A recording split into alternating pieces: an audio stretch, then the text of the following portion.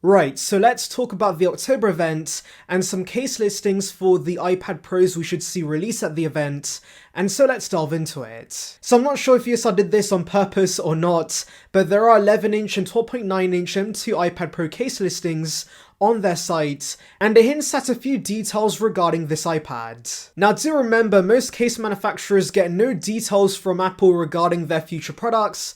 They just have to base it around leaks and CADs available on the internet, and so this could be false. However, the fact they're selling this and producing it for the M2 iPads does mean it could be legit. So the first big thing that stood out to me is, of course, the reverse compatibility with the 2021 iPads, and so that does suggest the upgrades might not be as major as we thought. For example, the 11-inch not getting thicker likely means we're not going to get mini LED on this.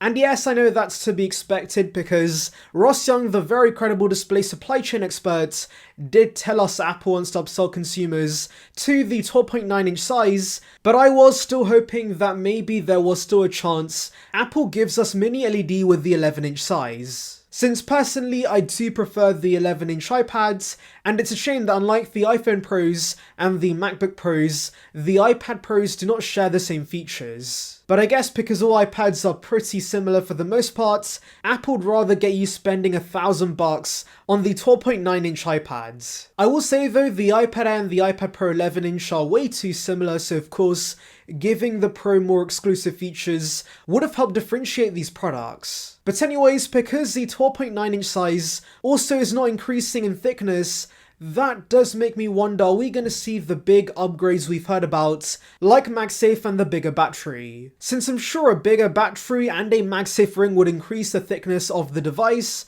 and so the fact that might not be the case might suggest we're not getting those features. And that would be a real shame because I do think battery life should be improved with iPads. They've basically been the same for years. But also MagSafe support was supposed to give us reverse charging, which would turn the iPads into a power bank to charge devices. So yeah, without those upgrades, this really does seem to be an M1 iPad Pro, but of course with an M2 chip instead.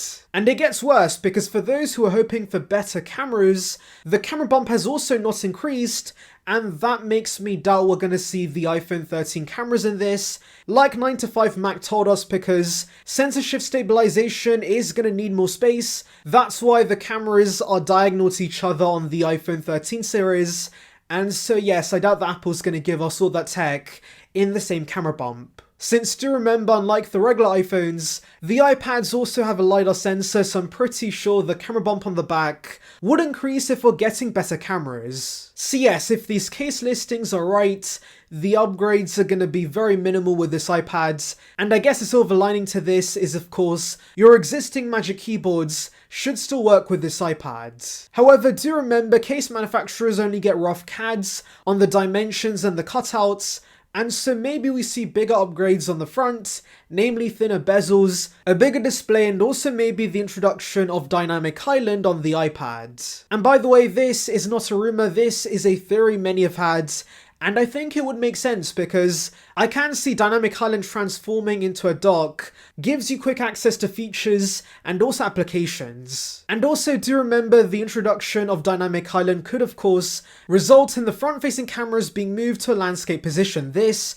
has been suggested in the past, and many do want this to be the case, so yeah, maybe that's going to be the big hardware change with the M2 iPads. But to be honest, the hardware is great as is, the software is really the big upgrade iPads need, and so I'm hoping the delay of iPadOS could maybe suggest we're going to get M2 iPad Pro exclusive features within iPadOS 16. And do remember, there is a possibility we could see 24 gigs of RAM with these iPads due to the M2 chip, and that's kind of overkill for what the iPad does right now, so of course, using that and giving us more macOS-like features would be great. And well, if we don't get software upgrades, then I don't think Apple should announce this on stage, to be honest. They should just go ahead and release this as a site refresh. And actually, side note, I do miss the site refreshes. I loved how randomly Apple dropped those bombshells, and so yes, I would actually prefer that for this iPad over stage time at an event. And yeah, thinking about it, the regular iPad could be a site refresh,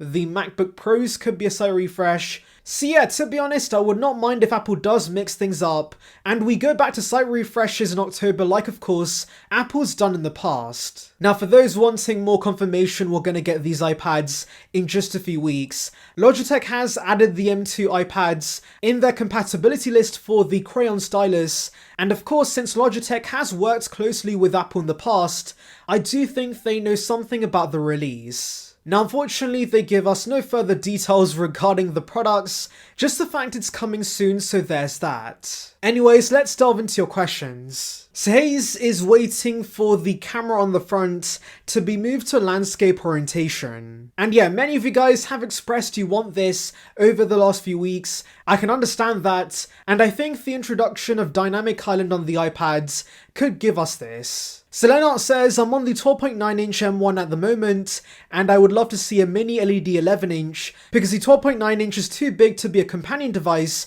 for the MacBook, and yes, I'm in the same boat. My Mac cannot be replaced by an iPad, so of course, having the smaller 11 inch size is nice to have alongside a MacBook, but of course, without mini LED, there's really no point getting this. You could just get the M1 version for less. And so I'm praying that all these leaks and case listings are false, and Apple does surprise us with mini LED on the 11 inch size. So one of you guys asked, when will the 11 inch iPad Pro be available in stores?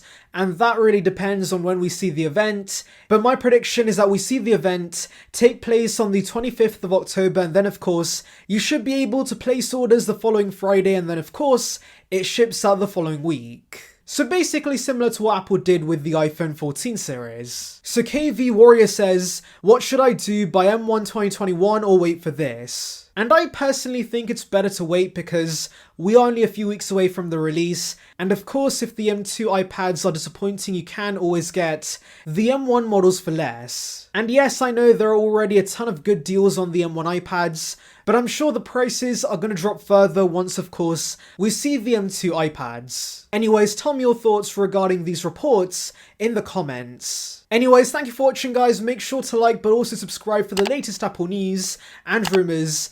Check out the video in the clip above on details regarding the iPad 10, and on that note, see ya peeps.